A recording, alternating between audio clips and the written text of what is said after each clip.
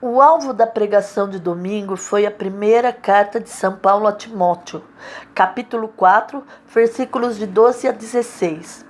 Esses versículos nos falam do chamado que deve ser intenso, deve ser vivido com o coração, com o corpo e com a alma. Porque cumprir um chamado de Deus não é fácil. Quando nós atendemos a esse chamado, lutas começam a acontecer. Uma hora eu tô com dor de cabeça, não dá para ir para a igreja. Outra hora eu tenho uma festa, não dá para ir para a igreja. E isso é a luta que nós temos que travar para dizer, não, eu vou estar na igreja, eu vou estar na igreja, seja o que for. Tenho o que tiver, faço o que fazer, mas eu vou estar na igreja. Quando nos colocamos para viver o chamado, as lutas acontecem. Ao aceitarmos o chamado de Deus, devemos priorizar e calcular o valor desse chamado. Priorizar o chamado é colocá-lo na frente de tudo. Tudo é em nome do chamado de Deus. E calcular qual é o valor que isso tem para mim, qual é o valor que eu vou ter, qual é o valor que isso tem no meu dia a dia, na minha vida.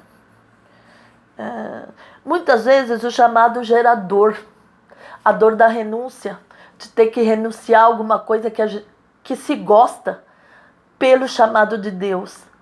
Mas essa dor gera amadurecimento, gera a vontade de estar com Deus. O chamado de Deus implica responsabilidade. Quando eu aceito o chamado de Deus, eu vou ter que saber que vai ter coisas que eu vou ter que colocar em segundo plano pelo chamado, pela obra, por aquilo que Deus pediu para eu fazer. Esse chamado nos leva a entender quem somos e sermos maduros para aceitar a plenitude desse chamado. O que é plenitude? Plenitude é tudo o que aquilo implica. Como eu disse, em renúncias, muitas vezes em algumas dores.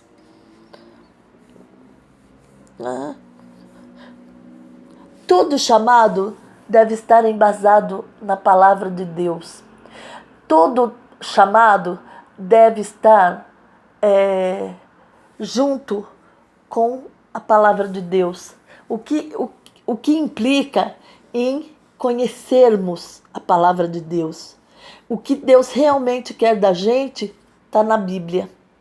Então, o que nós devemos fazer? Devemos entender a Bíblia para entender o chamado de Deus. Devemos pensar no nosso chamado. Pensar como? O que isto vai implicar para mim? Eu tenho capacidade para aceitar este chamado? Eu tenho capacidade para seguir neste caminho? Quanto mais você se aproxima da palavra, mais você se aproxima de Deus.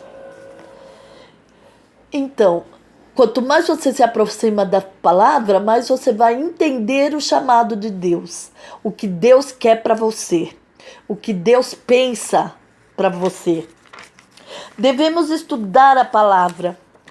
Para a gente seguir a palavra, a gente tem que saber.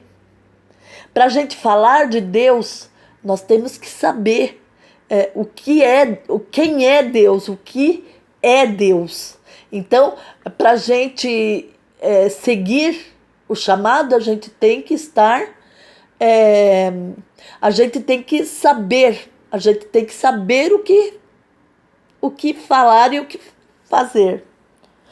O que você é com Deus no secreto será manifestado a todos. O que você faz para Deus no seu coração, quando Ele te chama, Ele torna isso público. Ele torna manifestado a todos. Todos vão saber qual é a intenção de Deus com você e qual é a intenção de Deus ao teu chamado. Ninguém consegue ser discípulo de Jesus se não se engajar na obra. Ninguém consegue seguir Jesus se não estiver trabalhando com Ele. Aquela coisa, eu conheço Jesus, mas não trabalho, eu não caminho ao lado dele, eu tô à margem dele. Isso não é trabalhar com Jesus. Para trabalhar com Jesus, você tem que se engajar na obra. Seja em qual setor da igreja for, seja em qual lugar você estiver.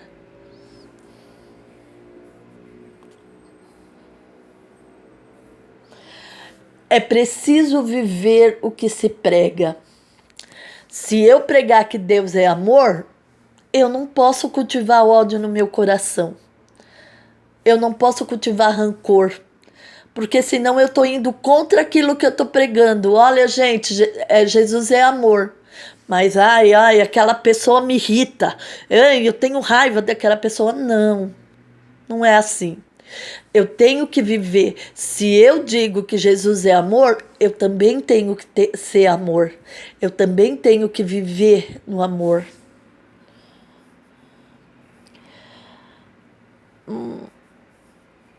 A obra de Deus deve ser encarada com seriedade. Não adianta você entrar na obra e dali a algum tempo você dizer, não quero mais.